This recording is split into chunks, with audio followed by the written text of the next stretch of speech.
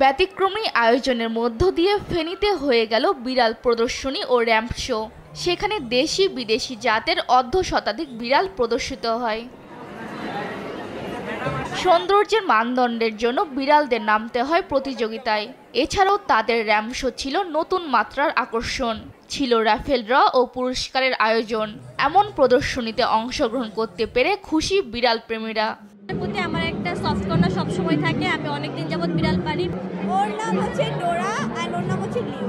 ওরা দুজনই মানে ভাই বোন, একই ব্রিডে, একই মা। আর ওরা চিকেন ছাড়া কিছু খায় না। আমিও তো বিড়াল প্রেমী ছিলাম না, আমার ভাই আনছে একটা বিড়াল, তো মানে দেখতে দেখতেই মানে ভালো লাগা আসলে। তখন দুষ্টামি করে অথবা উল্টাপাল্টা কিছু করলে তখন হচ্ছে একটু মারধর দিই, কিন্তু বেশি না, পরে আবার আদর করে। ওরা হচ্ছে মানে হয় না আমরা বাসা যাই পিস একটু পাওয়ার জন্য, তো ওরা হচ্ছে আমাদের লাইফের পিস। আর বিড়াল পালনে মানসিক শান্তি পাওয়া যায়। প্রদর্শনীতে অংশগ্রহণের মাধ্যমে প্রাণীর প্রতি মানুষের ভালোবাসা বাড়িয়েছে বলছেন দর্শনার্থীরা। আগের বার আমি মেলা আসছি, আবার আসছি, বিভিন্ন ধরনের বিড়াল দেখছি, আমার অনেক ভালো লাগছে।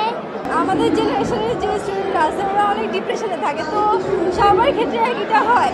ওই সময় যদি বিড়াল পালে আসলে মানসিক যথেষ্ট শান্তি পাওয়া যায়।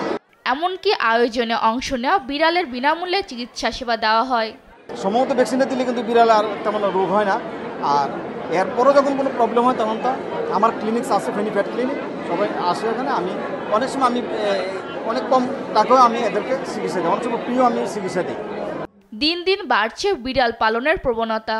এবারের প্রদর্শনীর মাধ্যমে মানুষ পোষা প্রাণীর সম্পর্কে জেনেছে। মানুষের মধ্যে বিড়ালের প্রতি ভালোবাসার সৃষ্টি হয়েছে বলে জানায় এই সংগঠক। আমাদের প্রোগ্রামে আসার যারা আসতেছে তারা এখান থেকে শিখতেছে, জানতেছেন। আর যে বাচ্চাগুলো আসতেছে তারা হচ্ছে মোবাইল, ফ্রি ফায়ার, যে গেমস আসক্তি থেকে বেরিয়ে আসতেছে।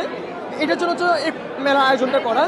বুধবার বিকেলে ফেনী অ্যানিমেল লাভার্সের আয়োজনে শহরের মিউ টাউন মিলনায়তনে এই প্রদর্শনী বিড়াল প্রেমীদের মাঝে বাড়তি উদ্দীপনা যোগায়। নিউজ ডেস্ক, দেশ টিভি।